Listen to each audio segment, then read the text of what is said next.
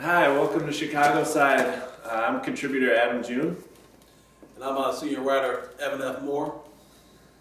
and we're going to talk about some articles today, some of the articles that both of us have written, and we're just going to talk about Chicago sports a little bit with you guys and figure this out. So, Evan, if we could just start with talking about your King Among Kings piece, it just ranking the high school basketball players. If you could just tell us a little more about that. Okay, well, I wrote the series because obviously growing up, I was a big high school basketball fan, and my mom and dad would take me to the games, and I got to see some of these players play, and I felt like the history of the high school basketball wasn't really told, really correctly. But the thing is, first I wanted to do a list about about the best public league players and also the best Catholic league players, and based on the success of both lists, I decided to do like the suburbs and then ultimately a compiled list. And the list it generated a lot of a lot of feedback, tweets, page views, and such. And obviously, like most things, some people liked it, and some people didn't. And there really no such thing as a perfect list because it's public league history is still ongoing. The best player of all time could be some kid in 8th grade right now who's probably outside shooting right now. It's cold outside, but the thing about that, the list is my main goal was to get people talking, to get people to embrace debate and what they did. And some people may not like the list, but I feel like I got what I wanted from it in terms of generating debate and get people talking and such. Oh yeah, definitely. It was interesting to see kind of your final decision, and I noticed you got statistics from kind of sources that aren't your typical like Wikipedia or something. You didn't go online and Google Derrick Rose high school stats. It seems like you actually went and like consulted with people for records of stats, because these stats aren't readily accessible. Some of them are, because a lot of the IHA, they have ISSA, they have records, and also the schools have records, and there's a lot of research done, and that's the thing that was kind of a misnomer when writing a story like that. Is some feel I didn't do enough research and stuff like that, and I don't know, I have a master's degree in criminal justice, and a master's degree in criminal justice and an undergraduate in history, so I know a little bit about research. So, it's something else, a layer of love. I like doing it. It took months to do. It wasn't something that I just, woke up one day and say, hey, I'm gonna do a list and just threw a bunch of names together. It took time and some effort. Yeah. So, if you could tell us, maybe break down some of the top. If you want to say maybe, I don't know, however you are, the top 3 from each list, or maybe if you want to go straight to the last list, or however you feel, you want to break that down, because that's super interesting on how you came to the conclusion of why this guy and not this guy. Okay, well, the criteria of the list was individual play, team awards, impact on the game, and the reason I went with number 1 overall, who happened to be number 1 on the public league list, was Jabari Parker. I went with him because he fought all categories. He won 4 state titles, started on 4 straight state titles, and that's never been done in the public league. And his impact on the game, like his senior season, he didn't play that much because he had an injury. But once he got well, he turned it on, and the team, like I said, they won 4 straight titles. And his impact on the game, he won Mr. Basketball twice. And he was the first junior to do it, and the first player, also the first player to win it twice. Wow. So, yeah. Definitely. Cool. Yeah, I think you took a lot of flack for not having Derrick Rose, in the top. I think, what did he rank out in the end? Was he? It was at 6, I believe, 6 or 7, I believe. But the thing was, a lot of people were saying they had given Kevin Garnett so high, they say he shouldn't have been on the list in the first place because he only played 1 season. And some people were saying that Jabari shouldn't have been up there because he's too young, and so certain people should have been at certain places, certain people have been there, but like I said, it don't mean it's a perfect list. I never set out to, what's the reference to this or the master of it or anything. It's something I put together, and I want people to get to talk about it. That's what they did. Yeah, I mean, yeah, I wasn't shooting to grill you on that. I was just thinking like, because, I mean, the criteria that you laid out, it was that their high school career wasn't what have they done since then, because I think that's an entirely different ballgame, and I think your list reflected that. So, yeah, and so let's go a little bit into the past here and talk about the Cliff Alexander, the hat trick. I think that definitely drummed up the interest of a lot of sports fans in Chicago, and a lot of Illini fans absolutely were like up in arms about this. It's like, how could you do this? Could you just go into sort of your thought process on the article and how you drew the conclusion that you did? Well, I think it's kind of looking at the way it is these days with these kids with the signing, with the pomp and circumstance behind signing day, and it's kind of like the Frankenstein monster. Like you made the monster, and now you're mad at him when he's going, when he's running roughshod over your town. I mean, it's because that's the thing right there is they put as a media, we built these kids up the whole time. I remember that week up until the day of, people were tweeting, he's going to Illinois. I got a source, he's going to Kansas. He's going to Memphis. His top three are Illinois, Memphis, and Kansas. And we built this kid up the whole time. And as soon as he, did something that a 17-year-old kid usually does, we tore him down for it. And I didn't tore him down personally, but I'm saying we because I'm part of the media, and so that's what happened. And yeah, I mean, was it immature? Of course, but at the same time, he's not a bad kid from what other people have told me. He's not a bad kid. It was something his teammates dared him to do. I mean, so it's maybe a little bit immature, but when you start seeing how some journalists in town, how they reacted to it, calling a 17-year-old kid a punk, and that, in other words, I'm not going to say, he said, I even found a parody account, somebody making fun of his Twitter account, so I tweeted the guy back, and so you're a grown man, doing a parody account of a high school student, a 17-year-old child. And the guy never answered back. So I guess I got too little personal for him or something. But yeah. So that's what happened. Basically, what happened with that, and it goes to show, like Illinois and their fans, they have to realize they're not like the big time anymore. Like these kids travel and they go to AAU tournaments, and they see that the thing that really killed them, I think, was when the Champions Classic that was at the United Center that week, when it was Michigan State, Duke, Kentucky, and Kansas, and why wasn't Illinois or DePaul there? That was basically free recruiting for all those schools.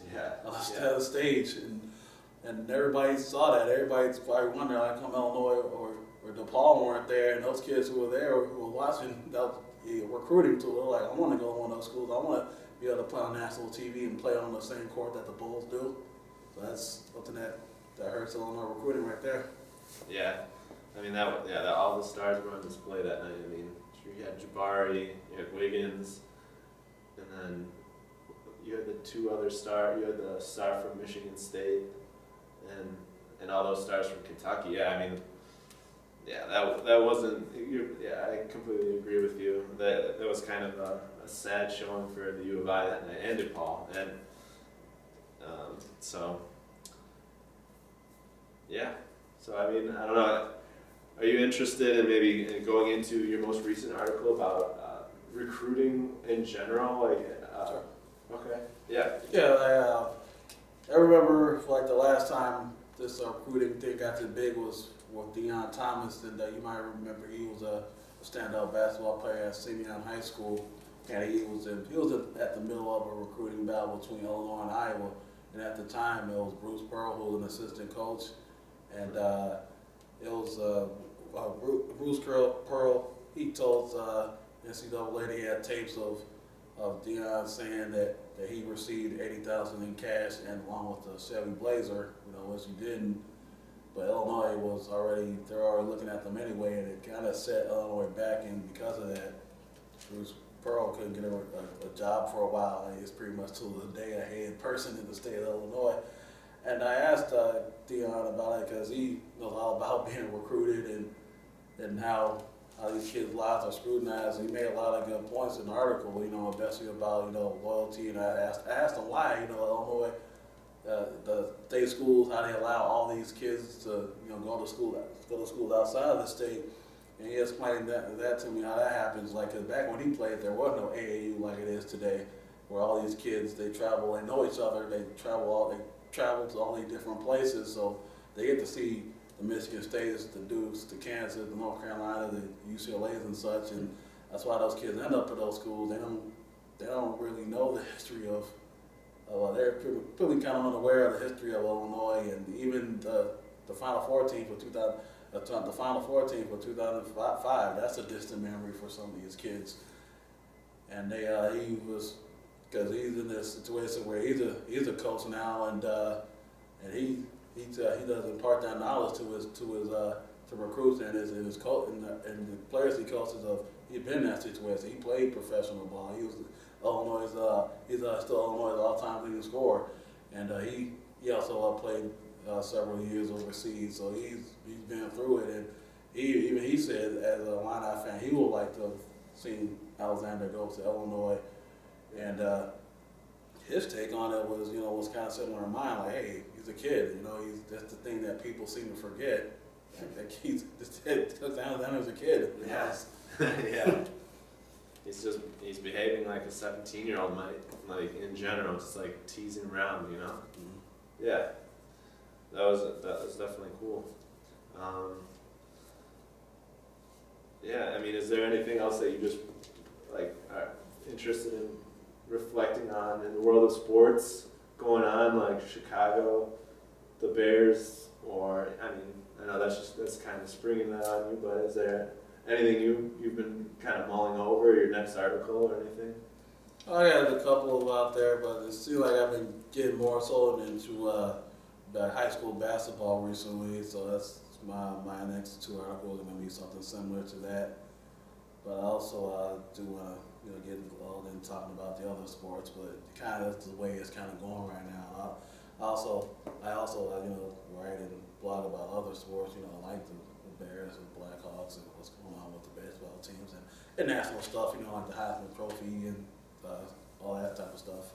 Yeah, I mean, talk a little bit about the Blackhawks, because I don't know, I love your perspective on just being a big fan, and obviously the Blackhawks, like, I don't really know a lot about them, but I know it's kind of their city right now, come down to it. Yeah, because with the injury of Derrick Rose, the uncertainty of the Bulls and what the Cubs and the White Sox out there doing, and also with the Bears. Yeah, it's something else, a nice way to put it. As it is right now, and the only team that seems like having the consistency of like playing competitively is the Blackhawks, and it's a far cry because not too long ago they were a downtrodden team and they couldn't fill the United Center, but now they are, because winning brings people back, and also they've been able to keep their players, and they have a chance to be the first dynasty team in the NHL that's playing during the salary cap era, because you saw what happened with the 2010 team. They kept the core players, but the role players kind of went away, and they either trades or didn't sign them or whatever. But yeah, they kind of stumbled out the two seasons after the Stanley Cup win, and you saw what happened last year, where they added core players, and how the season started after lockout. They came on like gangbusters. They didn't stop until they won the Stanley Cup. They brought the Stanley Cup back, and the way the team is playing this season, they're the highest scoring team in the league. They're at the top of the Western Conference, and it's all looking towards them winning again, because they can beat you anyway. They can beat you in several ways, with depth, speed, toughness, and they're new school hockey, and they're basically they must see TV, I believe, for any hockey fan, even if you're not necessarily a fan of the team. I think you should watch them. they're a fun team. They're a fun team to watch. Nice. Yeah, I mean, my parents don't get cable, so I can't watch the games unless I go to the bar, go to the gym. But so I typically save that for the Bulls. But I mean, I get caught up into it late in the season. But yeah, I mean, I think that the whole city is swept up in the Blackhawks. I think even as a objective source and not knowing anything about the team really, I think it's it's nice to have greatness in your city. I think that could be a source of pride. So that's cool. Yeah. So I mean, yeah. Is there? Did you want to reflect maybe on McCown or anything that's going on with the Bears, the Cutler contract situation or anything? Oh yeah, I can talk a little bit about that.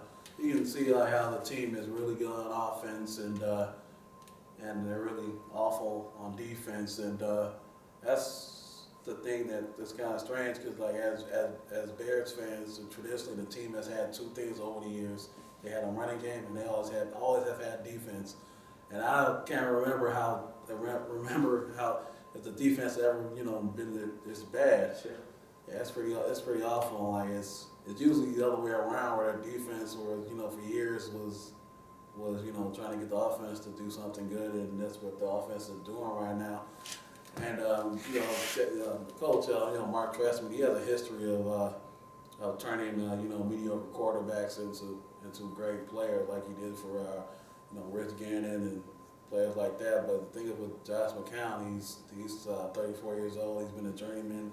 I mean, a couple of years ago, they found him coaching youth football in North Carolina. So that means every other team in the league didn't want him. So the fact that Mark Trestman, up until this point, I struggled with McCown's play has been pretty remarkable. But Jay Cutler, he's the starter, and I believe until he's ready to play, he's going to play. And I heard today that Mark Trestman is going to make it official that Cutler's going to start Sunday against the Browns. And this thing, I know everyone in town is saying this guy hasn't thrown any interceptions, he doesn't make those poor decisions like Cutler does, and everything else. But Cutler's going to be the starter. And honestly, with this whole contract situation, if the team honestly needs to show up that defense. I mean, even if some of the players they have there, like Henry Melton, you don't know how he's going to turn out after his Pro Bowl season, and Jigas Peppers, he's been disappearing this season and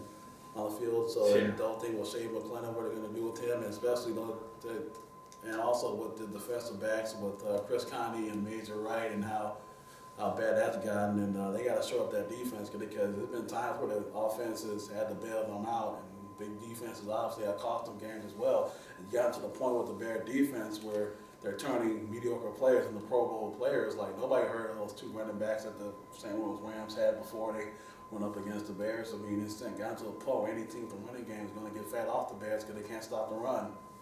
So it's something they got to look into. If they're really going to re-sign Cutler for all that money, if they don't, they're going to use that money towards the defense. So they're either signing players or drafting players. So we have to see how it plays out. Yeah. I mean, I personally don't think the Bears will make it to the playoffs. I hate to say it, but that's just, I don't know what your opinion is, but. Yeah, they got to win out, and they got to hope Detroit loses. But if Detroit wins out, it's kind of a moot point. So. Yeah, I don't trust Detroit. I mean, they're really undisciplined, but I think, I don't know. I'm with you on the Bears defense. They're awful. Plain and simple, which is not typical Chicago. So, yeah. So, I mean, just transitioning, I mean, is there, did you have kind of anything anything that you wanted to sort of sign off with, or, closing remarks, if you will? Okay, well, sure. Let's look for the Blackhawks to continue their march towards the second Stanley Cup in a row, and also we were just saying about the Bears, it's not looking good. I mean, if Detroit wins out, they can forget about it. They had their chance. They should at least gotten one of those games against Detroit, so they pretty much gave them a 2-game lead. But if the Bears won on Monday, they tied for the division lead, and they have the Browns on Sunday, and the Lions, they have the Ravens. So they have the Ravens, so that's a possible loss for them. And we got the Bulls. It's kind of, I was looking at the standings the other day, and the Eastern Conference is completely horrible. It's only like 2 teams that's up above 500. It's pretty much the Pacers and the Heat right now, and they're pretty much going to be coasting right now. And that's in terms of baseball. White Sox, they brought Adam Jun in, and they've already pretty much shored up what they wanted to shore up at this point. And you got the Cubs that they're going to get involved in the Tanaka sweepstakes, and that's pretty much it. I can be followed at F.Moore on Twitter. Great follow, by the way. Definitely a lot of breaks. I don't know. He just Evan finds the story, so it's always a good source of information. So, yeah.